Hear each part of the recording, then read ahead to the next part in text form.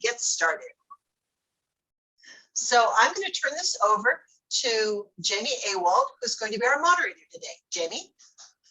Hi, everyone. I almost said good morning. So that kind of tells you, I guess the Drury weather has us a little sluggish here.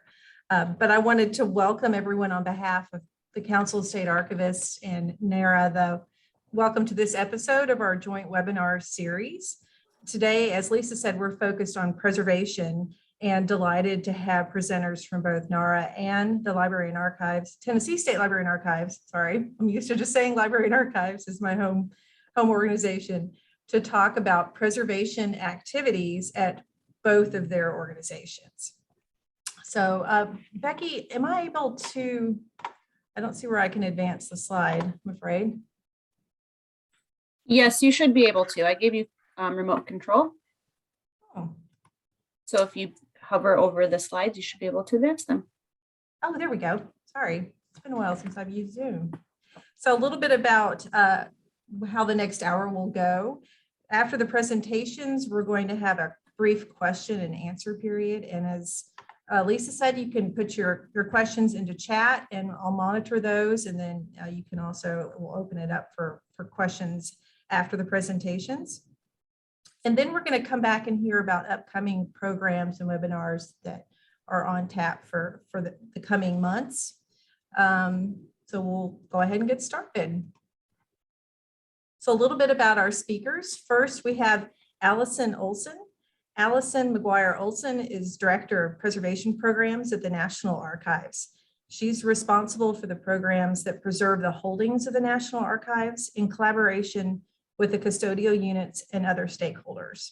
She's worked at the National Archives since 2002 in various positions, including system owner for holdings management system, a preservation officer, and a paper conservator. She currently serves as a NARA representative on the Executive Steering Committee for the Reopening Libraries, Archives, and Museums, or REALM project, Cultural Heritage Coordinating Committee, Natural and Cultural Resource Recovery Support Function, and Recovery Support Function Leadership Group. She has a BA from the University of Delaware in Art History and Art Conservation, as well as an MA in Art Conservation from Queen's University in Kingston, Ontario. After Allison's presentation, we'll hear from Emily Farek. As the Conservation Manager at the Tennessee State Library and Archives, Emily heads the newly built Facilities Conservation Lab. During her 9-year career, she has performed conservation work and scientific analysis in laboratories at archives, libraries, museums, and regional centers. And she holds a master, excuse me, a Master of Science degree from the Winterthur University of Delaware program in art conservation. An Atlanta native, Emily graduated from Emory University with a Bachelor of Arts in Art History and Italian, which I did not know. Emily she started at the Library and Archives here in Nashville in June of 2020, arriving by way of Austin, Texas, where she was a paper conservation fellow at the Harry Ransom Center at the University of Texas at Austin. So we are thrilled to have both of these women present for us and tell us about their activities. So we'll go ahead and get started. And Allison, I'll just turn it over to you. All right. Just waiting for the, oh, there we go. The slides to be able to advance. So welcome to the National Archives virtually. I'm Allison Olson, Director of Preservation Programs. My division is responsible for preservation of analog records at the National Archives. These includes books, papers, audio recordings, motion pictures, video, photographs, maps, posters, and artifacts. It doesn't include electronic records, which are under electronic records preservation. Preservation is facing large challenges, including fast-paced technology changes, shift in user expectations that most, if not all, records are available online, the impact of climate instability, resulting in increased records emergencies and energy usage, large volumes of holdings and limited resources, including funding and staffing.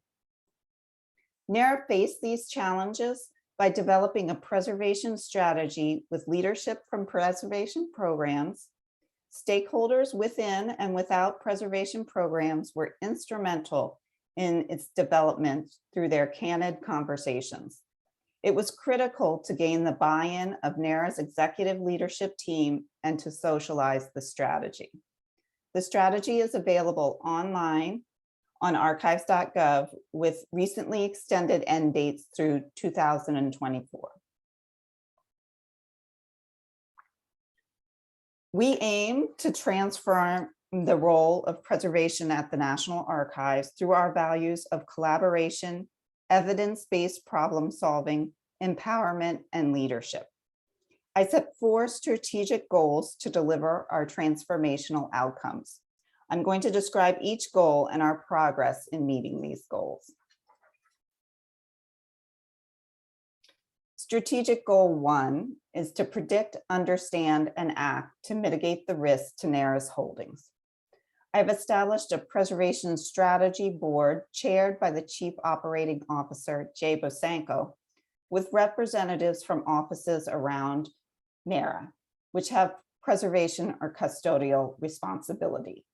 It meets 3 times a year to review the progress preservation programs is making under the strategy and to ensure that our goals and efforts meet the larger needs of the agency.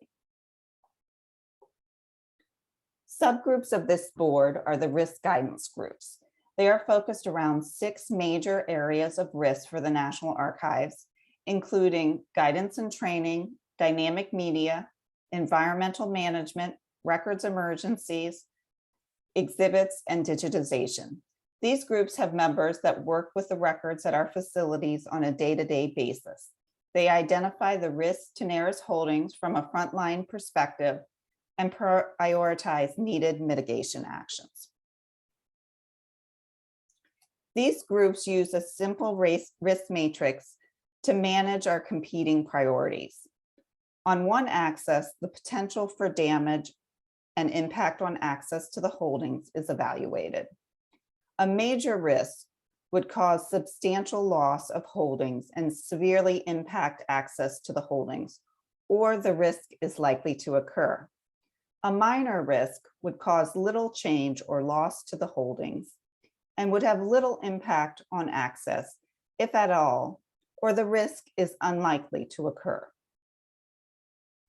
The other axis of the chart is the difficulty of implementing the strategy to reduce the risk.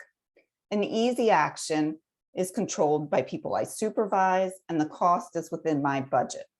A difficult action requires convincing others to implement it. The cost is beyond preservation program's budget or even NARA's regular budget and may require additional staffing.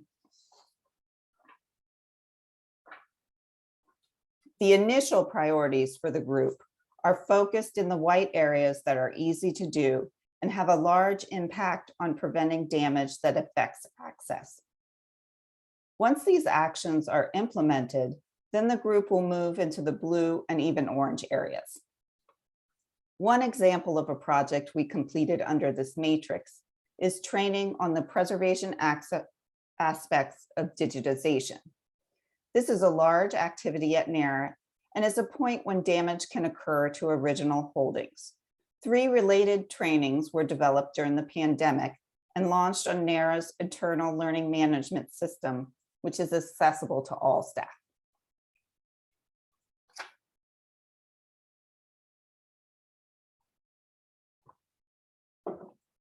Dynamic media, including audio, video, and motion picture materials, are some of the higher risk analog materials at the National Archives.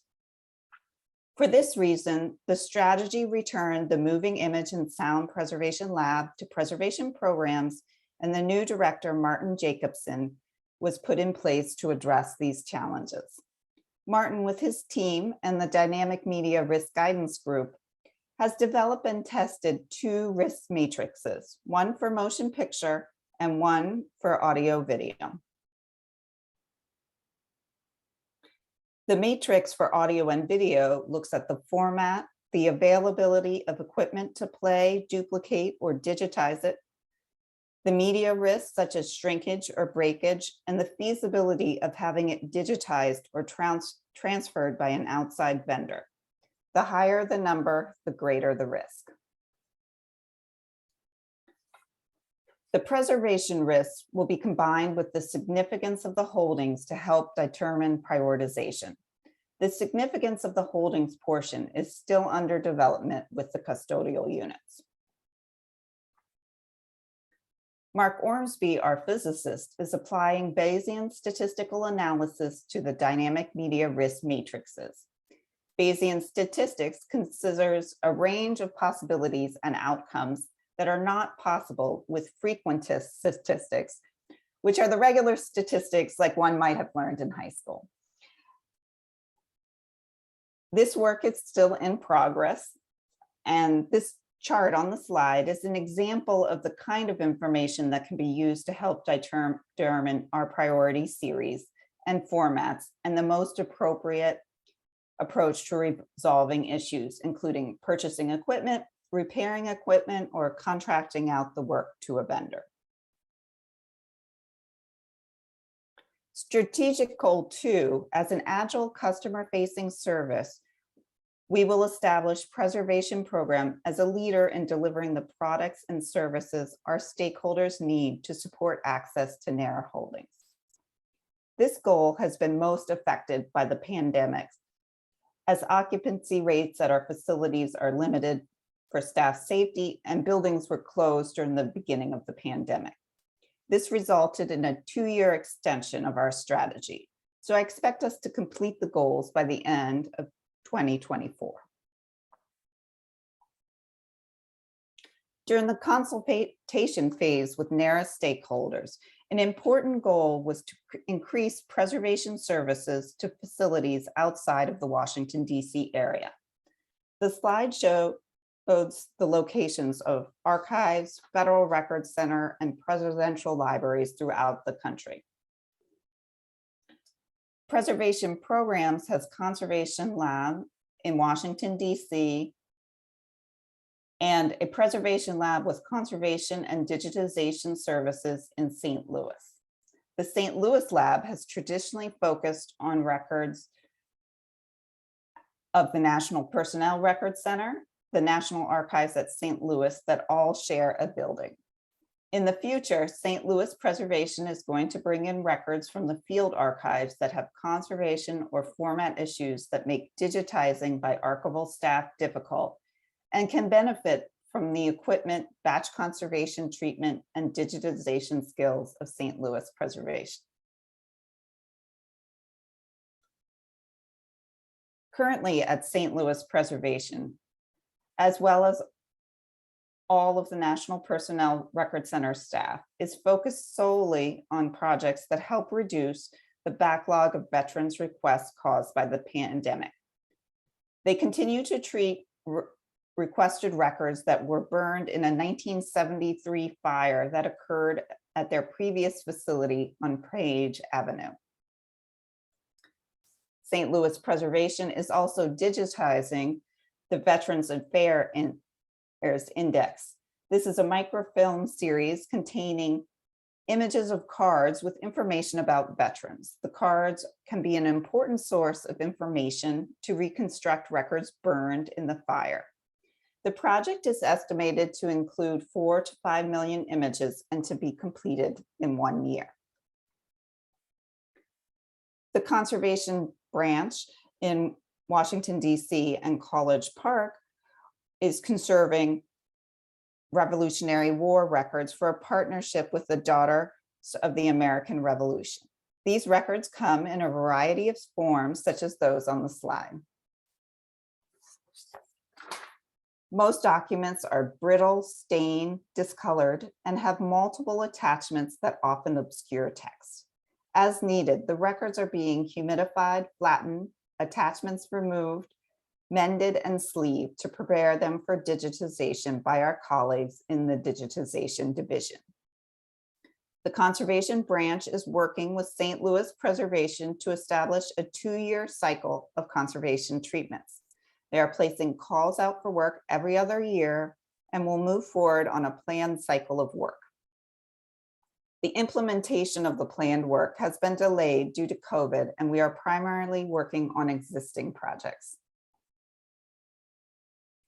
The Motion Picture Preservation Lab received the outtakes from President Carter in Nigeria in multiple strands of film wound in layers. Each strand of film had to be separated from the layers and carefully spliced together based on content to create a seamless reel of film. The Audio Video Preservation Lab is digitizing Supreme Court recordings. The process is still ongoing, but once completed, will ensure a complete set exists with the appropriate naming and that can be easily searched. Strategic Goal 3, exploit science and technology for improved practice. The research and testing staff was moved from the conservation branch and established as a separate branch under preservation programs.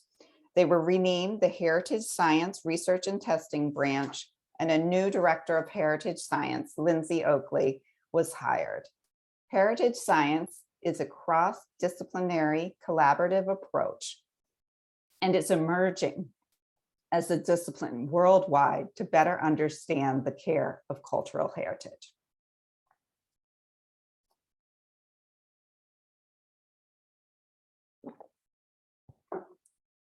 Our scientists are working on an applied research program that supports improved preservation of NARA holdings, as well as the material evaluations for exhibits, housings, and other materials used in close proximity to our records. And they also work on developing quality control and standards. On archives.gov, you can see their research strategy and a list of their research projects and published papers. Heritage Science will be hosting the first ever National Archives Fulbright Heritage Scholar this coming fall. The scholar has not been selected, but they will be an international researcher with experience in scientific research. They will work on site at NARA on a research project they propose that aligns with NARA's areas of expertise. This work supports our objective to accelerate knowledge transfer to practice. Heritage Science, in collaboration with our facilities staff and archival staff, applied for and were selected to be a site and research partner with the Image Permanent Institute at the Rochester Institute of Technology. This study will include one stack in our Washington, D.C. building and will look at the effect of energy saving strategies, such as temporary shutdowns, fan speed adjustments, and outside air reductions, and how that affects pollutant levels. The research project results should be available in 2024. One area in which we are transferring research experience into practice is a pre-decisional revision to NARA's Directive 1571, archival storage conditions. This directive includes the requirements for preservation, environmental controls, fire safety, structure, and security. It applies to accessioned holdings stored at the National Archives. The current policy, which is being revised, was signed in 2002 when I started the archives, but I wasn't working on it then. And the new draft incorporates preservation research and results from environmental modeling at NARA facilities. The directive includes a bibliography of the sources and explanations to provide greater insight to the reason for the requirements. The directive provides guidance to ensure the long-term preservation of NARA's holdings using sustainable preservation strategies tailored to the record material type and significance. It aligns with the preservation strategy's goal of applying risk management and energy savings and improved preservation environmental conditions will be achieved by allowing temperature and relative humidity in storage areas to drift within a band of upper and lower limits. In exhibit areas, filtration will be handled at the exhibit case vitrine level instead of gaseous filtration at the HVAC level in exhibit spaces. The maximum allowable amount of acetic acid will be raised. The maximum allowable amount of acetic acid will be raised significantly. Ongoing research shows that these higher levels pose little risk to paper-based records. Higher acetic acid levels may allow filters to be used longer, provided they meet the other specifications. Acetic acid remains a concern for acetate-based records, but cold storage is much more effective than air filtration in hindering vinegar syndrome. We are also planning minor revisions to the specifications for sulfur dioxide and ozone. We are updating guidance to reflect use of passive monitoring methods to measure pollutant concentrations. The directive will include a new section on evaluating the significance of records when environmental or other standards in the directive cannot be met. The records placed in these spaces will be evaluated based on the sensitivity of the materials and the significance of the holdings. The inability to meet standards may be due to the need to convert existing temporary or permanent records base to archival storage, or buildings that were built prior to existing standards. Another important part of the strategy is ensuring that staff are trained and ready to implement it. Working with managers and supervisors and through discussions with preservation program staff, we identified areas with important training needs, including conservation techniques, digitization, preservation risk management, project management, communications, and data analysis. These have been assigned in the form of online standard training available to all NARA staff, breakout and discussion sessions, and staff-to-staff reporting back on conferences and workshops in their own knowledge. Training is an area we continue to develop and look for opportunities to learn. Leadership in archival preservation is a role embedded throughout the strategy. It benefits preservation programs with exposure to other institutional knowledge and contributes to the archival community. During the pandemic, the online options and our increased availability to participate from home has allowed this area to blossom. We co-hosted 2 online conferences. One was the International Association of Paper Historians, which was focused in the US for the first time in 20 years. The other conference was Films of State about government films, a conference that was offered for the first time. We published 4 peer-reviewed articles. They discussed heat set tissue, which is an important method of mending we use, virtual deinstallation using video during the pandemic, and the examination of the document that had been tampered with. Preservation Programs is committed to providing our research to the public for free as much as possible. When the option is available, we have financially supported open access. Staff spoke or contributed posters on a range of topics from treating burned records, understanding thermofacts, motion picture film preservation projects, and preservation administration. Preservation Programs has also participated in working groups inside and outside the government. They focused on many areas such as COVID response, anoxic encasements, ISO standards related to the preservation of photographic and paper materials, records emergency, international preservation, and digitization standards. Preservation at the National Archives have developed a strategy on meeting the challenges of our time, using our resources wisely through analyzing risk and understanding our choices. Thanks to David Ferrio, Jay Basenko, Ann Cummings, and Chris Naylor for their support in developing and implementing this strategic vision. I'd like to thank the preservation leadership team who guided the many parts of our division, as well as all the staff whose accomplishments are highlighted through the presentation and whose efforts preserve our government records for future and current researchers. Thank you. Thank you, Allison. And so Emily, I believe you can just forward to your slides after Becky gives you that permission.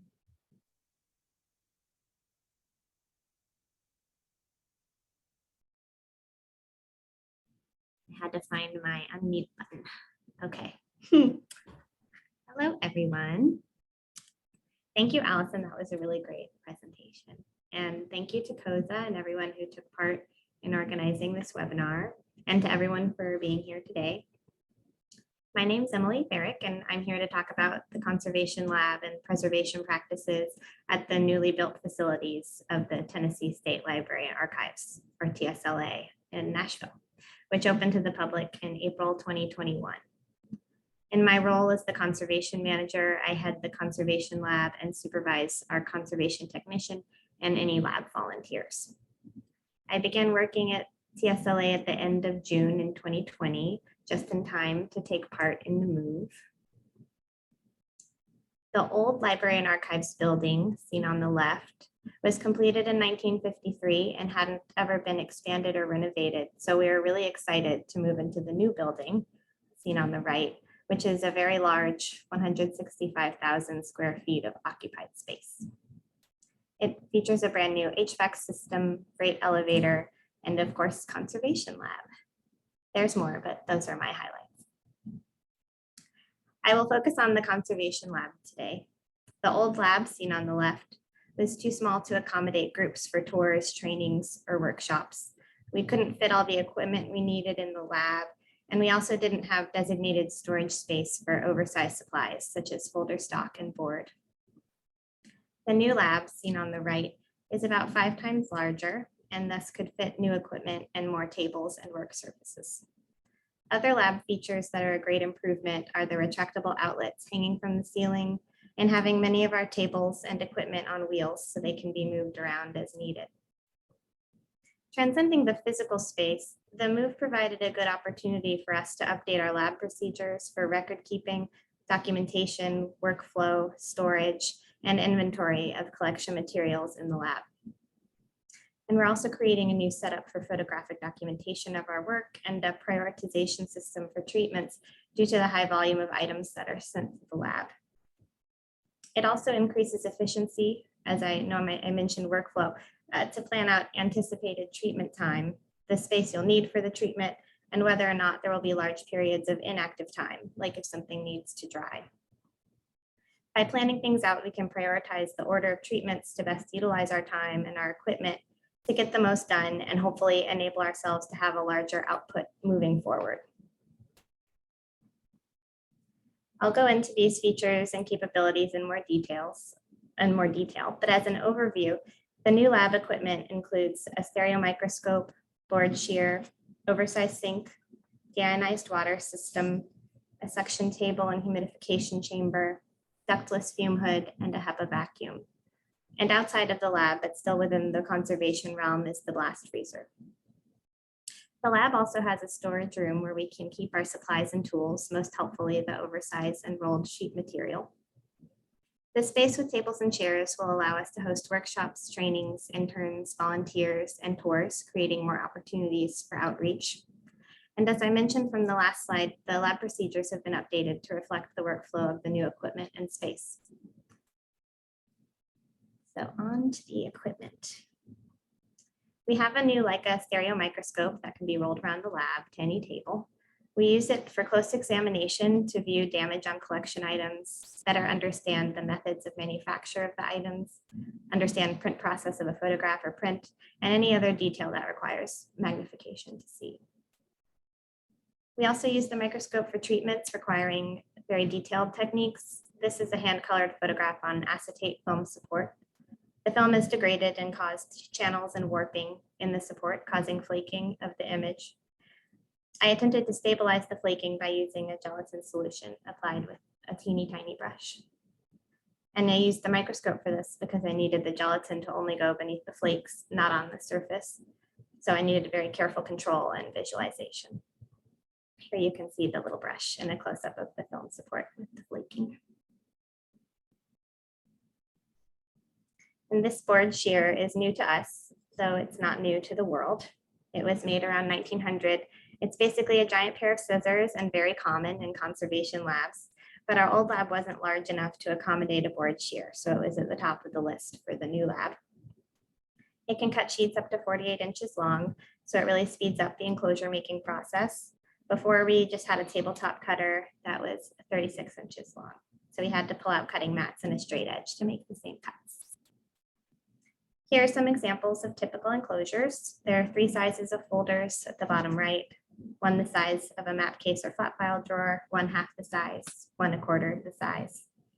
There's a 2-piece box on the bottom left, a clamshell box at the top left, and at the top, a box for rolled items. These are the most common enclosures we make in the lab. Another new large piece of equipment is this oversized sink that measures 6 feet by 6 feet and is 6 inches deep. The sink tilts and allows us to bathe oversized collection materials. Before, we used large trays to bathe these oversized items. We also got a new deionized water system that you can see against the wall. Tap water contains metallic ions and other impurities that can cause damage in paper over time. So we use conditioned deionized water solutions for bathing and use the deionized water for all our other aqueous solutions, such as when we make wheat starch paste and other adhesives that we use for treatments. Here I'm bathing a newspaper from 1875 in a bath of deionized water with calcium hydroxide added to bring the pH up to around 8. This is what the newspaper looked like prior to treatment. The bath will relax those creases and folds and also allow acidic degradation products to wash out. The calcium in the solution can also act as a reserve in the paper if any is left behind. Here's the centerfold of the newspaper. It's the Republican Banner, a Nashville newspaper that was in print between 1854 and 1875. This is volume 62, number 35, from Wednesday, February 10th, 1875. Here's a picture of before bathing and after bathing. After the bath, the newspaper was placed in a drying stack under weight, so it dried flat.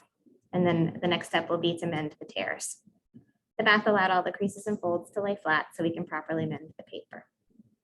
Water can also reinvigorate the hydrogen bonding in cellulose, which makes up paper, to add some strength. Another big new item we use for treatments is this machine that can work as a suction table and a humidification chamber. When the dome is up, like on the left, and the machine is turned on, the table platform suctions or vacuums everything down. This is useful for spot treatments, such as when we want to reduce stains or remove tape adhesive. We can drop solution onto the stain and it gets pulled through the paper into the table without affecting the surrounding area. When the dome is down, like on the right, we use it as a humidification chamber by attaching an ultrasonic humidifier that fills the dome with humid air. We have lots of items that have been folded many times come into the lab, as well as rolled items such as diplomas and panoramic photographs. To relax the folds and safely unroll the rolled items without giving them a bath like you saw before, we humidify them. Once humidified, they go into drying stacks so that they dry flat. This poster is from the Carnival edition of the Picayune, a New Orleans newspaper. It depicts a parade of carnival floats organized by the crew of Proteus for the Mardi Gras celebration in 1907. Here you can see before and after.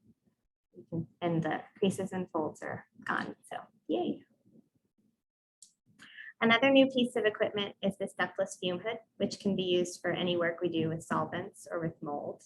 We rarely use solvents other than water, so the hood's primarily used for mold remediation.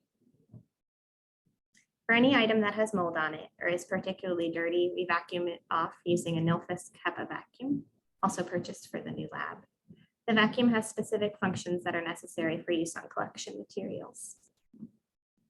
It has variable suction, which means we can put it on a very low setting that only suctions up the mold and dirt and not the fragile collection item.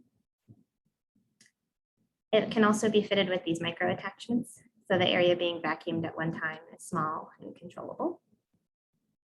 And we use nylon mesh screens as a barrier between particularly fragile collection items and the vacuum attachment to further protect against suctioning the item. It's very important that the vacuum has a HEPA filter so that we're not introducing what we are vacuuming back into the lab environment. And that's why we do it in the hood as well, so everything is filtered. Though it's not in the lab, the blast freezer is another big addition. It's a large walk-in freezer that can be used to freeze collection materials that are pest infested to eradicate the pests, or to freeze collection materials that have suffered a water event. If enough collection material is damaged in a water-related emergency, it's best if it's frozen so that it buys us time to properly dry out all the materials. If they're left wet for too long before being dried or frozen, they'll grow mold. And back to the lab space, we're very excited to have this dedicated storage room for the conservation supplies. I'm particularly pleased with the rolled storage system because it can be moved around to where it's needed in the lab. The mobility of these items and equipment and the resulting usability and dynamics of the space has been a particularly exciting improvement. And a little more about our outreach capabilities. Right now, we have a volunteer working on creating custom storage boxes for vital records, and we're planning workshops on box making and fastener removal for this year's Tennessee Archives Institute. 10 people can comfortably fit in the lab for these workshops. With the new equipment and space, we're also better able to help county archives and libraries and our patrons with their preservation needs and with questions they have about their collections. We're also much better equipped to allow for tour groups, whereas before they could just kind of poke their heads in. Building-wide, we've implemented preservation policies for the new spaces. These include an integrated pest management system, environmental monitoring, handling trainings for staff, emergency response plans for disasters, housing systems for the collection storage spaces, and surveys of vulnerable collections. Integrated pest management, or IPM, involves the placement of pest monitors or sticky traps in collection areas and designated food and drink areas so that we're aware of any pest activity that could endanger the collections. I check the traps quarterly and log the information into a software system that helps us track everything.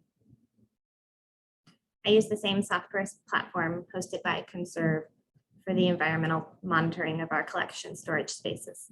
We have a mixture of Conserve monitors and onset hobo monitors that log the temperature and relative humidity of the spaces. I have biweekly meetings with the section directors and upper administration to provide updates on the environment and discuss any issues that arise. The Conserve software allows me to see any patterns that might be happening over time, and it notifies me if the temperature or humidity has suddenly spiked, so I know if something has stopped working. We're also in the midst of creating our disaster plan for the new building.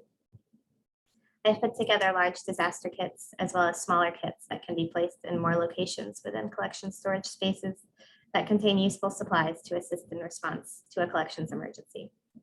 The goal is to have the plan complete by May 1st, May Day, and hold disaster and emergency trainings for staff. Another big aspect of the new building is the change in storage, which affects the sizes of enclosures we make and where the collections are stored. The new building has an automatic retrieval system with a robot that can retrieve 2 types of storage units when it's asked to pull something from the collection. Shelving units that you see on the left and bins that you can see in the right 2 pictures. The picture in the middle shows the robot in the center of 2 very long and tall rows of bins. The shelving units in the left picture can hold larger boxes and books, and the bins can hold smaller boxes and books. Due to the size of these units, as well as the way the robot system works, we're changing up how we've been housing items in the old building to create the safest and best housings for the materials into the future. We also have new compact shelving that's more typical storage solution, but a slightly different size than the stationary shelving from the old building. And finally, we're also conducting surveys of vulnerable collections to address their preservation needs. The public access microfilm collection is a mixture of polyester and acetate film. So we're going through and identifying which film is acetate, and of that film, its level of degradation. We test for the degradation level by using AD strips, which you place in each microfilm box, and it changes color based on the degradation level of the film. This way we know what needs a new copy and can remove the heavily degraded film so it won't impact the surrounding film that might be in better shape. I'm also beginning to survey the oversized materials in the flat files to better house them. Oversized materials are at a high risk of getting damaged from handling due to their size. By creating a modular folder system for the flat file drawers, as you can see in the pictures to the right, we can enable an easier way to handle them safely. It's been really great to be able to work in this new space and optimize it for the preservation needs of the collection. And as we all know, the work continues. Thank you all for listening, and thank you to CoSA for having me speak. And feel free to ask questions or send me an email if you'd like to know more about anything I mentioned or talked about. Thank you again.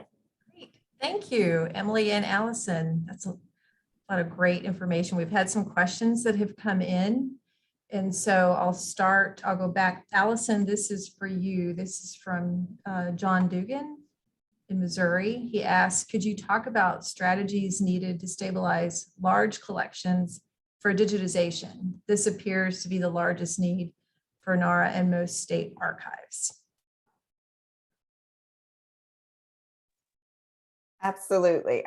This is a huge driver at NARA. We also do things for exhibits or items that need it for urgent preservation reasons, but by far most of our items are treated because they're part of a digitization project. I think the best approach, we have a dedicated digitization conservator, but is to have someone go out and look at the collection and evaluate what the needs are to treat it, to get it in front of the camera. Does it have a lot of significant tears? Are there attachments? Are things folded and need to be flattened? So we have a conservator do that assessment. It could be an archivist, and they come up with a plan. And then we have archival staff who are trained to go through the records and look for and identify those items that need to go to conservation. So they need mended or humidified or flattened. But we really, as much as possible, try to limit that. So if things can be sleeved instead, if they can be safely brought to the camera, we're going to do sort of the minimum to get them to the camera. And then once after the archivists have gone through and flagged things, then they come to the lab. We take different approaches depending on how common it is in the box that things need to be treated. If it seems like every page needs something, then they might just go to the lab and not to a prep staff first, but that's pretty unusual. Mostly we try to do the prep, and then it goes back to the archival staff to interfile if needed, or if we had the whole box, then just goes to the camera. So it is certainly a big challenge for NARA, and I'm sure for the state archives too, to find that area where you're expending the needed resources to get it safely to be digitized, but you're not overdoing it and expending more resources than you have to. I hope that helps. Thank you. A reminder, you all, please add your questions to chat if you would have anything to ask. I'll switch it over to Emily. We'll go back and forth. So Emily, is there anything you would change about the new lab? Yes. We have realized there is no floor drain for the giant sink. I would add a floor drain. And I would have preferred a ducted fume hood instead of a ductless fume hood, because we all have to deal with changing the filters as needed, and that can be a difficult thing to monitor. So those are my changes. I'll write those down on your wish list. Let's see, Allison, I have another question for you, also from John Dugan. He asked, can you comment on the use and recommended ratio of conservators and conservation technicians and the division of duties, development of skills? Absolutely. So we have, as I discussed, different labs, one in sort of a combo, Maryland, Washington, DC, and then in St. Louis. And we have two completely different ratios in there. And it's really because you need to have conservators when you're expecting them to make decisions about how to treat the item and how to house the item. Technicians should be used in the case where you have a conservator to direct them and they can follow standard operating procedures about how to do that, or the conservator can train them as needed for the individual project. So in the Washington, Maryland area, we have more conservators than technicians. I was trying to figure out the ratio. I think we have 3 conservators to 1 technicians, but don't hold me to the math. Because in this area, we tend to get in more projects that are smaller. They're able to make their own decisions and move it along quickly.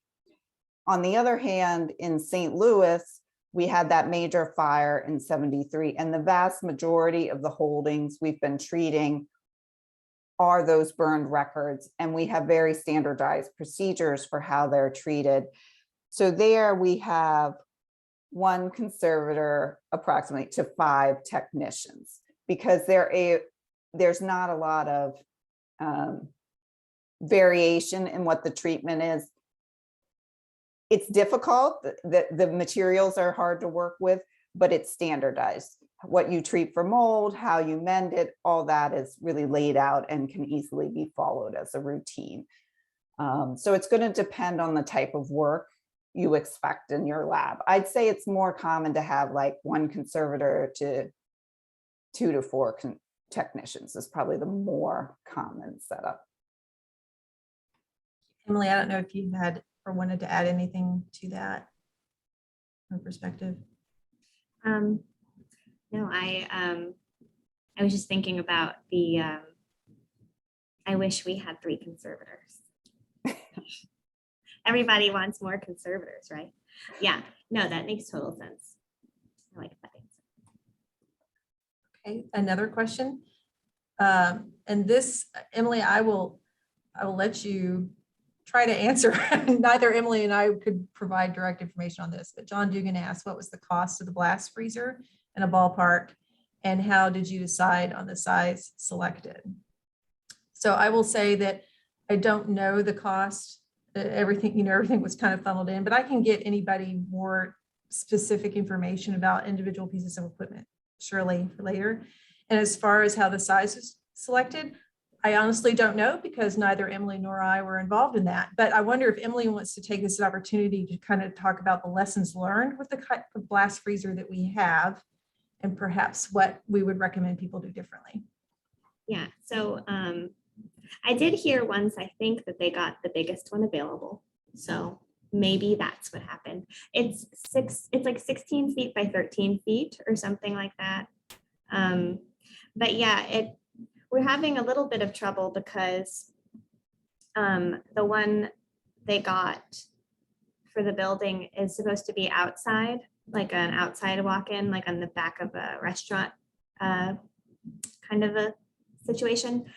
So we were having condensation issues on the outside, and it is near the loading dock. It's not in a collection space, but we are having issues with that. And then it was set to stay at -30, which is the coldest that it could possibly keep itself. And so we're having issues with it's running out of coolant quickly, kind of thing. So we're going to adjust the temperature on it so it doesn't have to, I think probably a -10 or something like that. We'll do just fine for our purposes. Thank you. All right, we have a few more minutes if anyone has any additional questions. I don't see any here in chat, but I'll give it a second.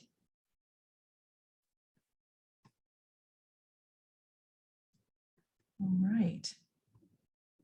Well, thank you all for your presentations and for sharing this information with us. And of course, everyone this has been recorded. There are email addresses attached to the presentation, so you can reach out, I'm sure, directly. And with that, I'll turn it back to Lisa Johnston to tell us a little bit about what's coming up. And thank you all so much.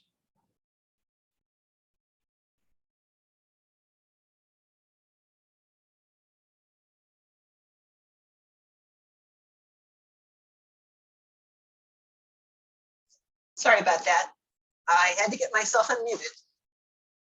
Okay, so Thank you all. Thank you, Allison and Emily, for your wonderful presentation. Thank you for the thoughtful questions. That's always good. And I'm sure many of you will come up with some other ones after you think about it. Oh yeah, Cynthia says she's jealous about this new facility that you have in Tennessee. So here's a plug. Our CoSA annual meeting will be held in September jointly with the BPE, Best Practices Exchange, and we're actually going to be live in Tennessee. So if these pictures whetted your appetite, plan to attend the annual conference and you can see it in person. I suspect we'll have a really great tour of the whole facility. So we'll appreciate that, Jamie.